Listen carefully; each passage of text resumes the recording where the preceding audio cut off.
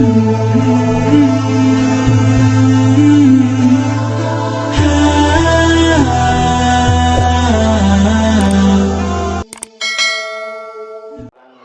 saya Hasan Ali Idrus. Saya punya kakek, bukan Husin tadi. Namanya Abdurrahman Ali Idrus yang dikubur di Batu Layar. Itu saya punya kakek. Biasanya orang ke sana ziarah, itu kakek saya. Yang dari Batu. Namanya Habib Abdurrahman Ali Idrus. Kamu lurusin aja tadi namanya Husin, salah namanya. Namanya Abdurrahman. Kebetulan saya setelah saya SMA baru saya menyelesaikan tentang Quran saya. Selesai 30 juz baru saya berangkat menimba ilmu ke Jakarta, ke Sukabumi. Ada beberapa saya punya teman di sini, salah satunya di Peraya sini saya punya teman satu angkatan namanya Tuan Guru Hasan Sanjuri. Dia dari Pondok Pesantren Muhajirin. Nah, Muhajirin itu satu angkatan sama saya. Cucunya Dato kalau bahasanya. Habis ini saya akan ziarah ke sana. Saya biasanya senang ziarah kubur. Yang selanjutnya selesai saya dari di Yaman sana, selesai dari Jakarta, saya langsung menimba ilmu ke Yaman. Selesai dari Yaman, baru saya pulang ke Lombok. Alhamdulillah pada detik ini saya punya pondok pesantren tahfidzul Quran namanya Ribat Al-Falah. Pondok pesantren tahfidzul Quran Ribat Al-Falah. Pondok pesantren. Sisanya saya ngisi di beberapa masjid, baik di Lombok Barat, di Mataram, kajian tafsir, kajian hadis, kajian fikih, beberapa tempat pengajian, maghrib, isya, subuh, beberapa pengajian. Ini baru kali ini saya pengajian pagi hari. Semoga ibu-ibu dan bapak-bapak yaitu terus istiqomah dan dipanjangkan umur sama Allah Subhanahu wa taala. Besok ibu-ibu sebagaimana ucap Tuan Guru tadi harus lebih ramai dari hari ini. Jangan ibu-ibunya saja yang datang, tapi bawa bapak-bapaknya juga. Bagi yang punya suami, kalau nggak punya suami, jangan bawa suami orang. Ini lagi musim soal.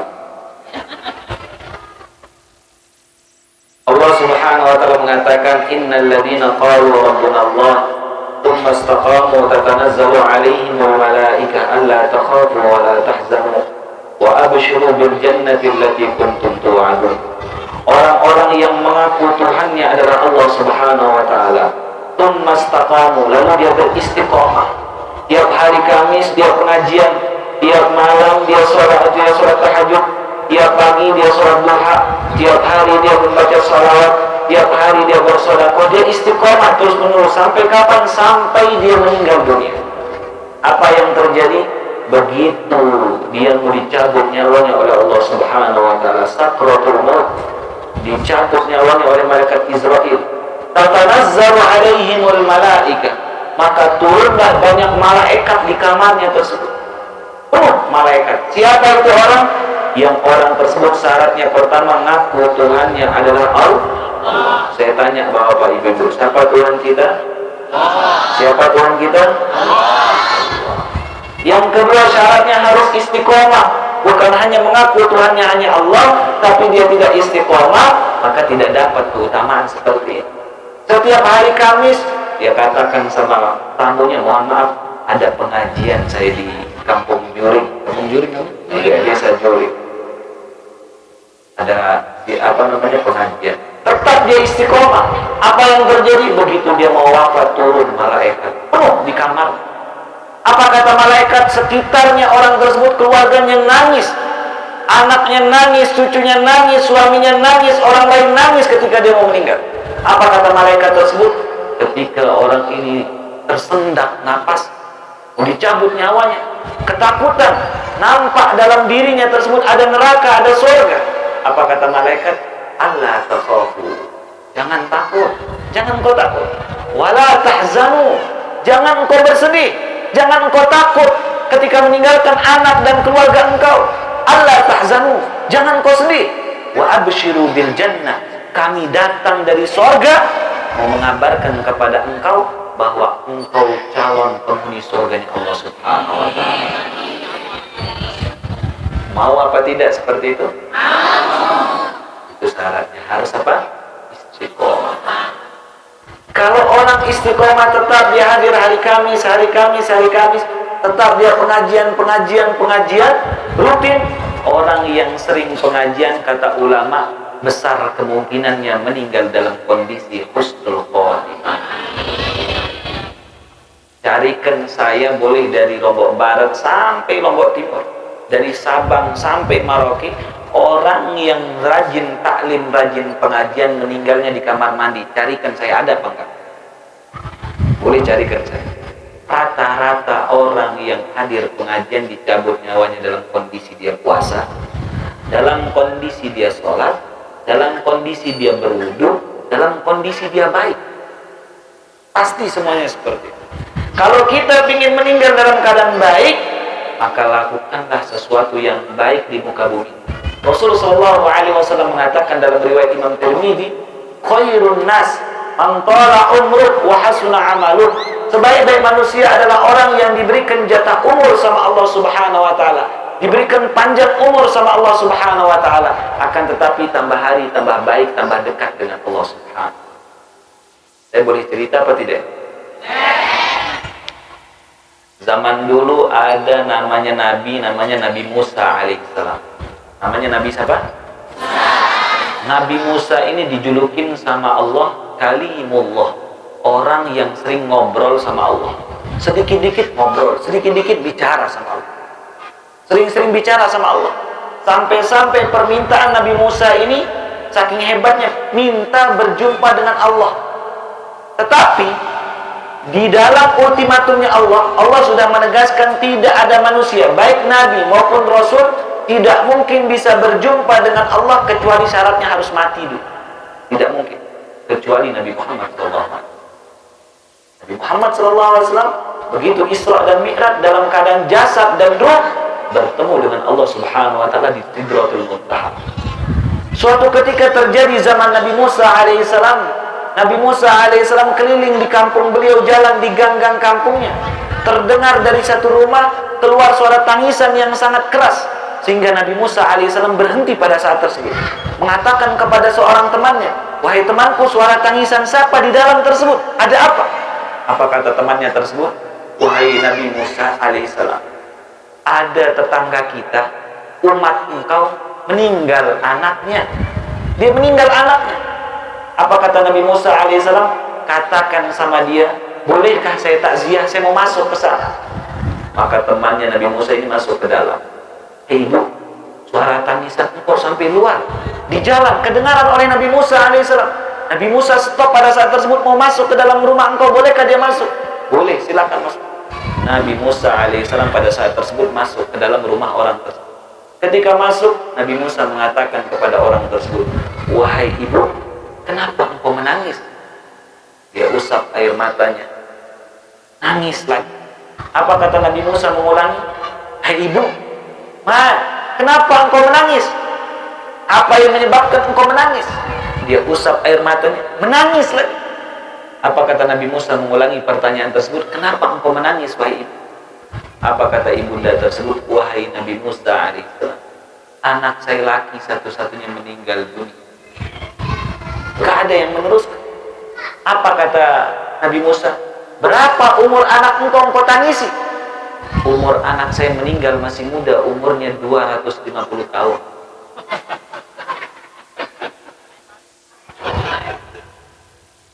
Kalau kita ceritakan di desa Juring, mungkin kita ketawa dan kaget. Kenapa dia nangis ini? Jelas masih muda dia katakan. Di sini ada umur 100 apa enggak? Ada umur 100. Tadi saya dari depan tuh saya tanya, Pak, apa kabar Pak? Sehat? Berapa cucu? Saya tanya. Apa kabar? Saya tanya satu-satu tadi. Berapa cucu? Berapa anak? Berapa? Termasuk ya di sebelah saya, pengasuh majelis. Saya tanya, udah punya cucu? Belum. Insya Allah tahun depan punya cucu. Belum, saya katakan tahun depan, dia bawa langsung bayi. Subhanallah, saya kaget loh. Langsung punya cucu, saya bilang.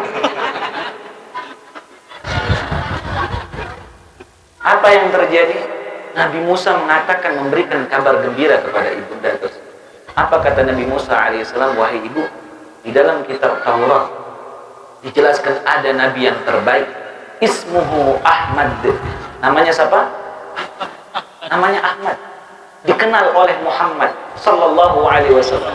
Nabi yang terbaik, umur umatnya 60-70 tahun saja. Jarang yang lolos, yang tembus 80-90. Itu kita wajib bersyukur kepada Allah subhanahu wa ta'ala. Dan dia adalah umat terbaik, dan tidak boleh umat lain masuk surga sebelum umat Nabi Muhammad sallallahu alaihi wasallam. Umur umatnya pendek-pendek, sedikit sekali umur. Apa kata ibunda tersebut?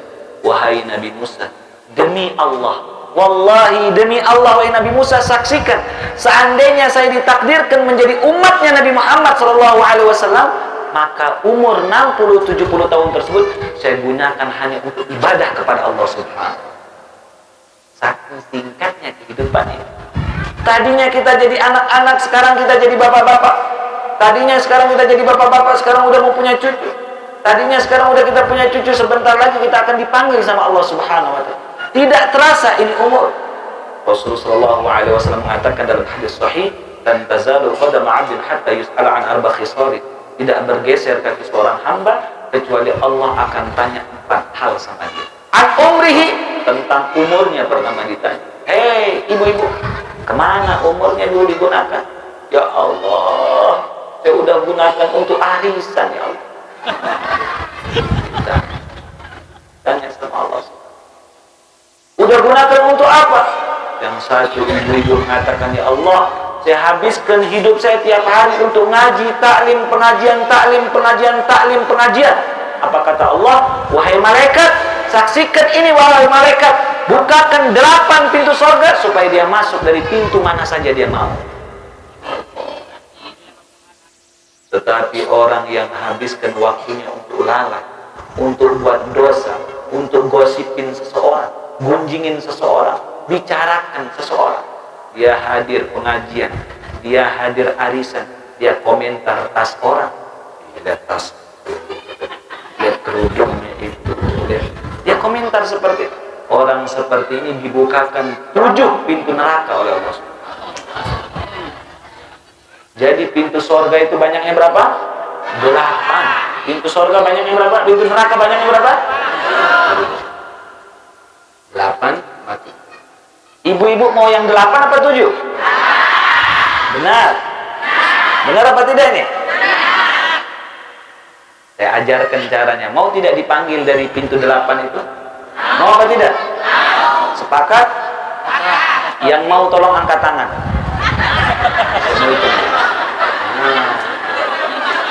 Saya tanya ibu-ibu, anak-anak gak usah angkat tangan, belum jadi ibu. Ibu-ibunya mana dia? Oh iya. Angkat tangan. Saya ajarkan. Ibu-ibunya jangan yang laki, sebentar saya ajarkan bapak-bapaknya supaya dia panggil oleh 8 pintu surga. Turunkan tangan ibu-ibu. Jadi 8 pintu surga ini ada dari pintu sholat, pintu sodakoh, pintu puasa, pintu zakat, pintu haji, ada pintunya. Tapi ada orang masuk surga dipanggil dari pintu sholat. Ibu, contoh namanya Aisyah. Hei Aisyah, kemari masuk. Dari pintu sholat dipanggil. Hei Aisyah, dipanggil sini. Hei Aisyah, dipanggil. Semua pintu manggil dia. Tandanya apa? Dia juara umum. Juara apa? Sholatnya bagus, semuanya bagus. Apa syaratnya? 2. Syaratnya apa? Catat syarat 2. Syaratnya apa? Kalau mau dipanggil oleh 8 pintu sholat. Kalau nggak ada syarat 2 ini, dipanggil dari pintu yang 7 itu. Bu Aisyah kemari, kata dia. Dipanggil oleh pintu neraka. Jelas. Kalau di sini, kalau yang Aisyah dipanggil apa biasanya?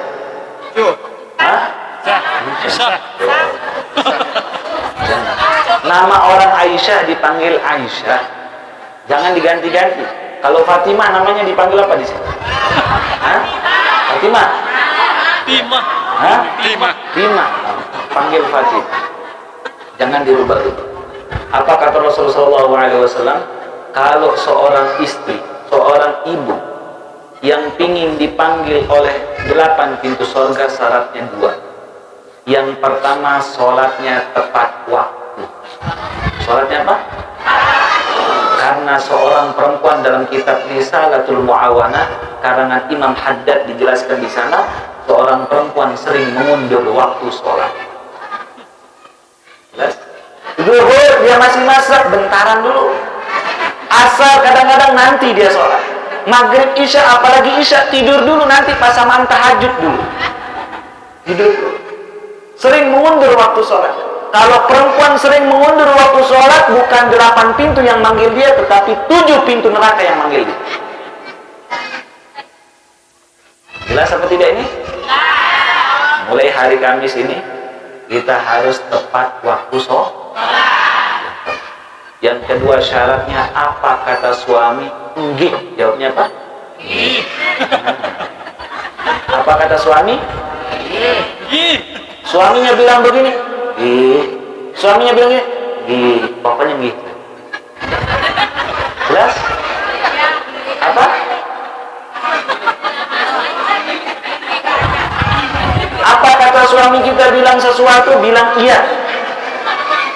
Paham apa tidak ini? Pokoknya apa kata suami kita? Nggih. Suami kita marah? Nggih. Tetap nggih.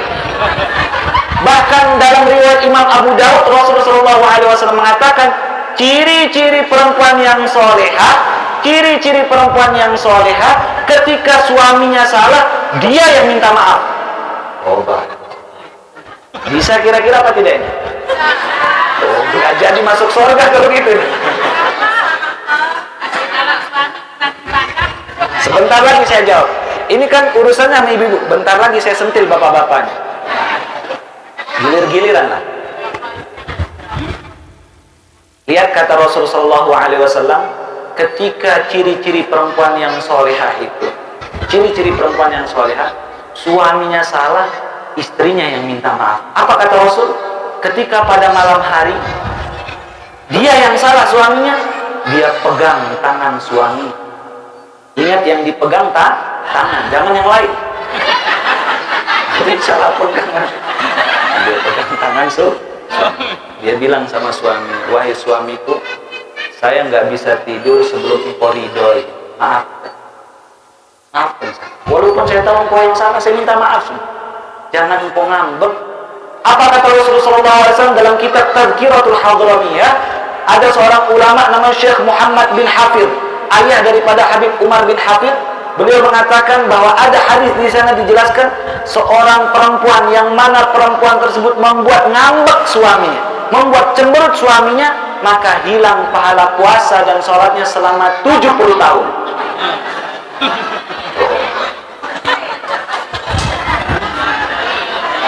Ya Allah, ngeri Habib Hasan ini kata dia. Besok jangan undang dah lagi. Nakutin, nyesel kita hadir pengajian kata dia. Bisa kira-kira apa tidak ini? Bisa. Muncul pertanyaan dari ibu-ibu tadi, Pak Ustadz, kita rajin pengajian. Kalau Bapak Pak Ustadz lihat di sini ibu-ibunya yang rajin, bagaimana kalau suami kita nggak ibadah? Nah, muncul pertanyaan seperti itu. Yang mau masuk surga suami apa kita? Hah? Kita masuk surga. Ketika kita tahu haknya kita, haknya suami, kita berikan haknya dia supaya kita dimasukkan surga. Jangan menuntut haknya dia. Kita tunaikan hak kita walaupun seorang suami tersebut bukan ahli ibadah. Walaupun bukan ahli ibadah, maka tugas kita. Makanya saya sering katakan di pengajian saya, di Kamasan, nanti sore itu pengajian saya, Kamasan, pengajian kita Riyadhus Shalihin. Saya katakan sama ibu-ibunya, ibu-ibu, nanti pulang-pulang pengajian, dan bagi anak-anak, 2 pesan saya. Bagi anak-anak, cuci kaki ibundanya. Cuci kaki ibundanya. Cuci kaki ibundanya, minum dia. Sesoleh-soleh orang, sealim-alim orang, sehebat-hebat ibadahnya seseorang, pasti pernah buat durhaka sama orang tua. Jelas. Maka pulang pengajian, cuci kaki ibundanya, cuci kaki bapaknya. Yang penting jangan cuci pas pulang dari sawah. Kotorlah itu. Cuci dia. Minum airnya, minta maaf sama Pak Ustadz. Pernah, Habib pernah. Saya alhamdulillah setiap saya pulang, saya udah 3 kali cuci kaki Bunda. Saya katakan, Ibu, saya minta maaf, mungkin ada salah saya cuci, saya minum air. Nah, bagi ibu-ibu yang punya suami, cuci kaki suaminya. Bisa kira-kira apa tidak ini? Hah? Pulang-pulang pengajian nanti cuci kaki Tadi soalnya saya duduk di sana, kelihatan laki-laki, di sini perempuan semua kelihatan. Jadi bahasan tentang perempuan saja. Nanti saya pindah duduk ke sana, baru bapak-bapaknya saya jelaskan. Jelas apa tidak, ibu-ibu? Ibu-ibu yang dilakukan Allah Subhanahu wa Ta'ala. Yang kedua, buat bapak-bapaknya, buat para suami, istri kita itu sebelum orang menikah kebayang seperti bidadari. Sebelum kita menikah, istri kita itu kebayang seperti apa? Tetapi begitu kita menikah, para suami menemukan beberapa aib seorang istri. Kadang istri nggak bisa masak, kadang istri nggak bisa bersolek, kadang istri nggak bisa ngerapikan tempat tidur. Ada sesuatu aib-aib yang nampak dalam rumah tangga. Tetapi suami yang hebat tidak gampang mengutarakan kata cerai kepada istri, tidak gampang mengucapkan kata talak kepada seorang istri. Itulah suami yang soleh. Apa kata Al-Quran? Wa'ashiruhunna bil ma'ruf fa in karihtumuhunna fa'asa an takrahu syai'an wa yaj'alallahu fihi khairan katsira. Hai para suami, apabila engkau datang rasa benci dalam rumah tangga engkau, dan itu pasti bisa terjadi. Ketika kita dalam rumah tangga ada rasa nggak enak hati dalam rumah tangga kita, nggak senang sama istri, itu wajar. Jangan cepat ngambek, jangan cepat cemberut sama istri kita. Karena kenapa? Istri kita capek. Begitu kita gampang mengucapkan kata cerai, nanti kita nyesel, nyuci sendiri. Baru tahu rasa. Masak sendiri. Apa kata Al-Quran? Fa in karihtumuhunna fa'asa an takrahu syai'an wa yaj'alallahu fihi khairan katsira. Siapa tahu ketika engkau datang rasa benci tersebut, Allah menyimpan banyak kebaikan di sana. Jangan cepat mengutarakan kata nggak enak sama istri, apalagi melontarkan kata-kata kotor menempelkan kepada seorang istri. Apalagi na'udzubillah, tsumma na'udzubillah, yang ada di kebun binatang kita tempelkan sama istri. Ini suami yang dirindukan sama neraka. Jelas? Suami yang dirindukan sama apa? Bukan surga, neraka.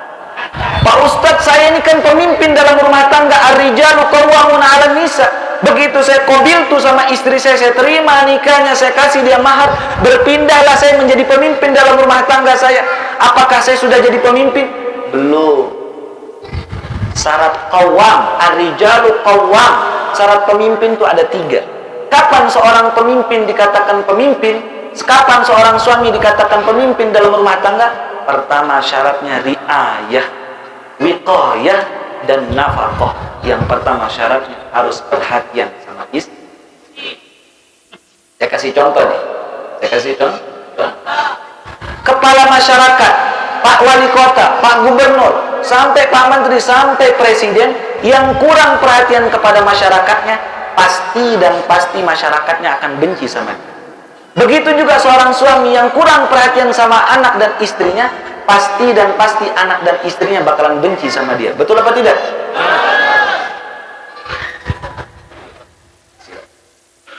Jelas apa tidak ini? Jelas? Jelas. Maksudnya apa Bapak? Terkadang saya boleh contohkan apa tidak ini? Iya. Kadang kita punya anak 4. Punya anak berapa? 4. Dimandikan baru 3 sama istri, dimandikan buat sekolah nih, dimandikan. Apa kata suami? Dek, udah mandi anak-anak kita? Sudah, suamiku sudah baru 3. Apa kata suaminya? Kenapa yang satu ini belum? Kenapa yang satu ini belum? Apakah benar ucapan suami seperti ini? Jawabannya tidak. Seharusnya dia mengucapkan terima kasih wahai istriku, engkau sudah mandikan anak saya yang 3 ini. Dia ucapkan seperti itu. Jangan dia melihat sesuatu kejelekan. Dia mengatakan terima kasih wahai istriku, engkau telah mandikan anak saya. kebanyakan suami yang dilihat itu saja. Kenapa anak saya belum mandi, kenapa begitu? Dia diantarkan teh, diantarkan kopi, tidak pernah mengucapkan terima kasih. Perempuan yang terbaik dalam rumah tangga kita setelah ibunda kita adalah istri. Maka seorang suami harus mengucapkan terima kasih, jazakillahil khair, terima kasih banyak kepada seorang istri. Dan bahkan dalam kitab Riyadhus Shalihin, hadis Rasulullah SAW, 3 bohong diperbolehkan. 3 bohong diperbolehkan. Yang pertama, bohong untuk mendamaikan kedua orang yang berselisih. Kita katakan, Pak, tadi yang B mengucapkan kata baik sama engkau, padahal nggak pernah nih. Yang B dikatakan, Pak, tadi yang A mengucapkan kata baik, mau minta maaf. Baikkan. Padahal kita bohong untuk menyatukan orang yang berselisih. Boleh.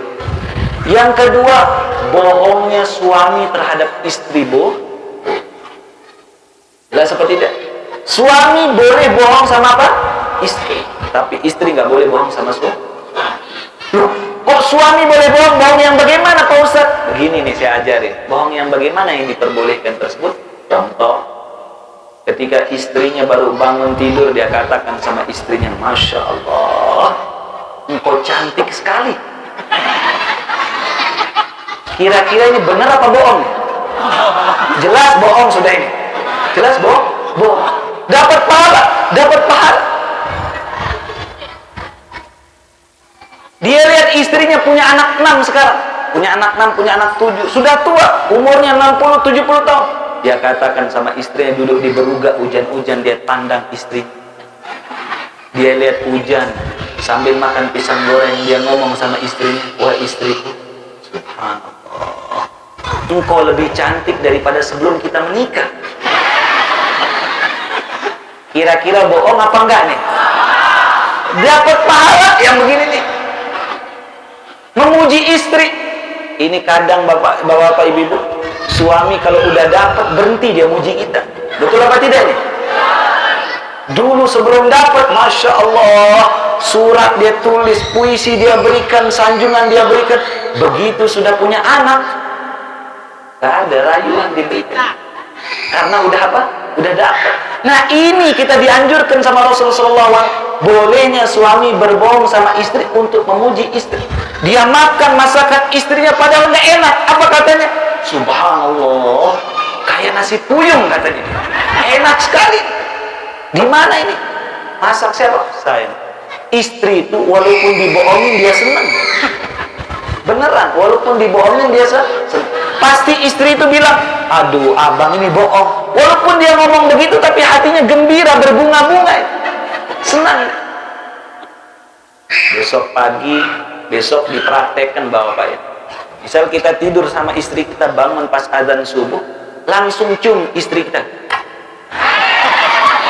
Bilang sama dia, Masya Allah, harum sekali. Padahal bekas air liurnya. Bohong seperti ini dapat apa? Orang yang sering muji istrinya, coba bapak-bapak perhatikan. Begitu bapak-bapak puji istri dari bangun subuh, insya Allah sarapannya lengkap. Masya Allah, semua ada. Bajunya rapi, gak ada kusut-kusutnya. Kenapa itu? Karena sering muji istri. Tapi kalau dia marah-marah pulang dari ladang, pulang dari toko, pulang dari kantor, langsung dia banting sesuatu, dia marah istri. Istrinya udah capek ngurusin anak, udah capek nyuci, lagi pulang-pulang marah. Subhanallah, dia lagi potong daging, dia gini kan sama istrinya, sini kata dia. Insya Allah nggak dimasakin gitu. Tapi begitu kita pulang, kita puji istri kita, duduk sama dia, Dek, bagaimana keadaan anak kita hari ini? Apakah ada yang jatuh? Apakah ada yang sakit? Ngobrol sama istri kita. Karena istri kita butuh perhatian sama kita, butuh ngobrol sama kita. Kadang suami pas dulu sebelum dapat enak ngobrolnya, begitu dapat rajin mancing sekarang.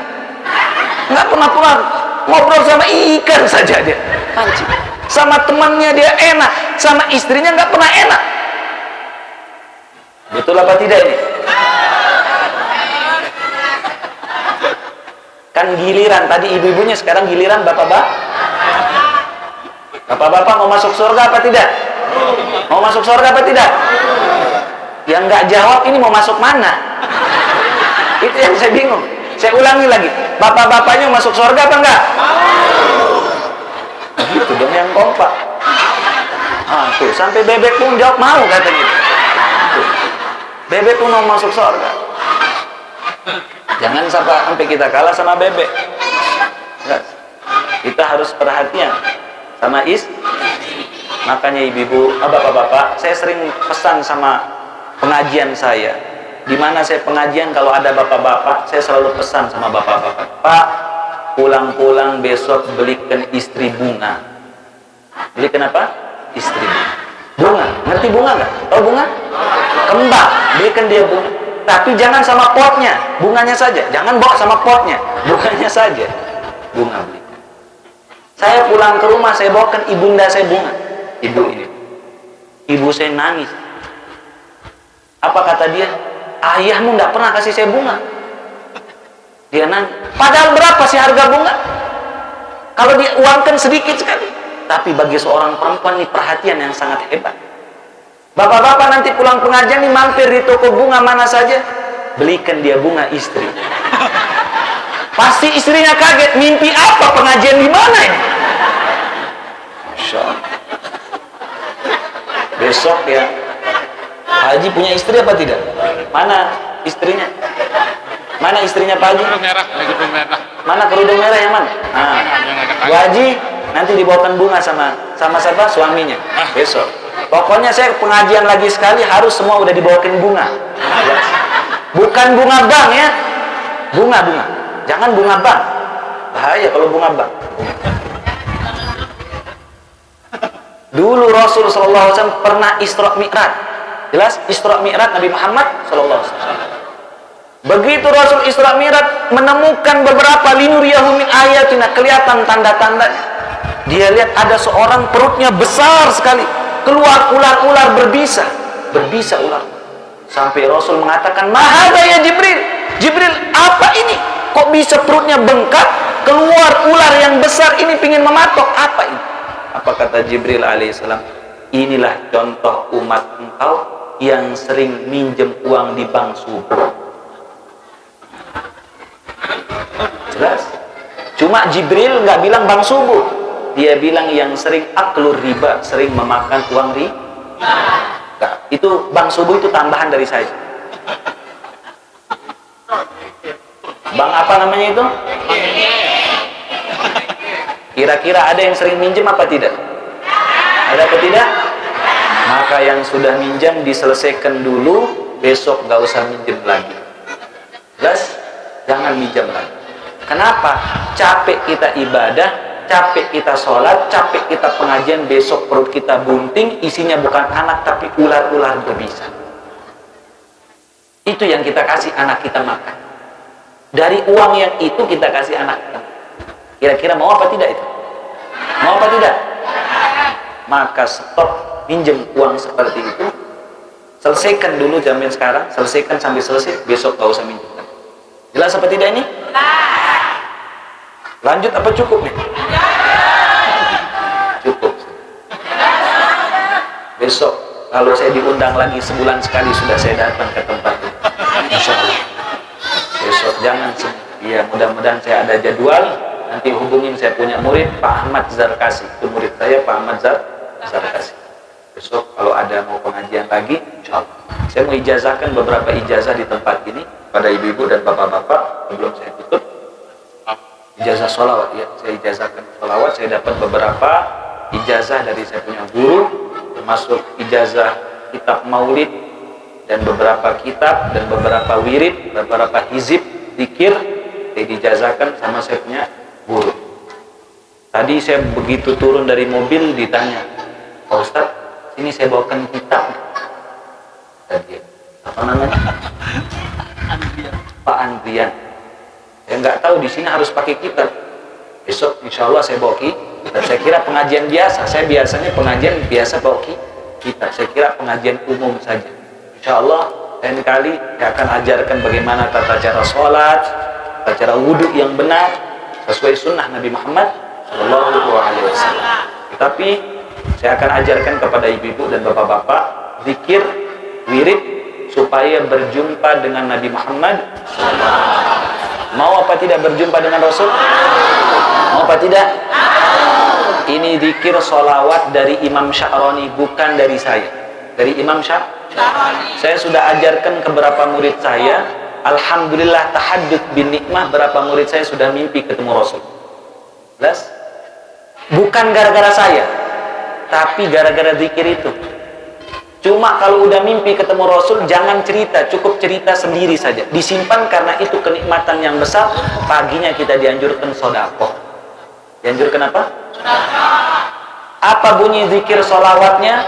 Allahumma salli ala ruhi Sayyidina Muhammad fil arwah wa ala jasadihi fil ajsad wa ala qabrihi fil qubur. Dibaca 1 kali sebelum tidur. Sudah hafal apa belum? Saya kira langsung hafal.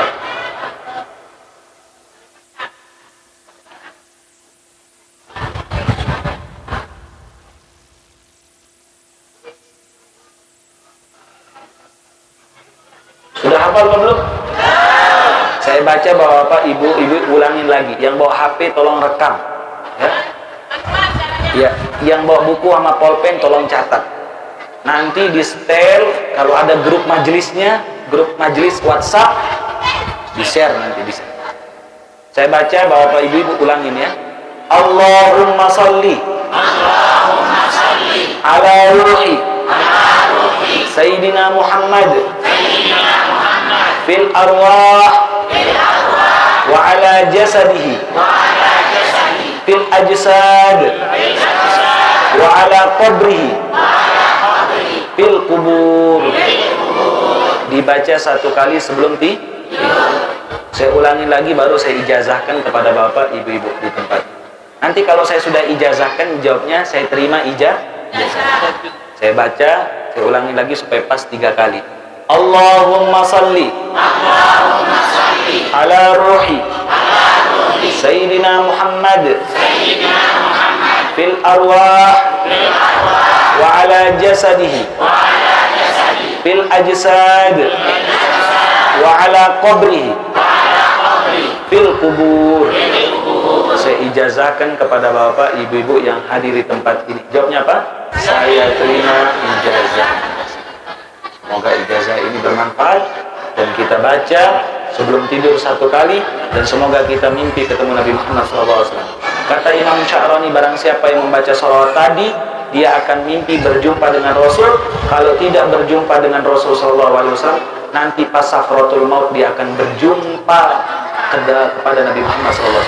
Kalau tidak, ketika Siratul Mustaqim dia dijemput sama Rasul. Kalau tidak, yang keempat ini yang paling utama, dia akan minum dari tangannya Rasul, dari telaga kautsar Nabi Muhammad SAW. Kita kan jarang puasa Senin Kemis, jarang sholat qobliyah ba'diyah, jarang sholat duha. Ini amalan yang sangat ampuh supaya mendekatkan kita kepada Nabi Muhammad SAW.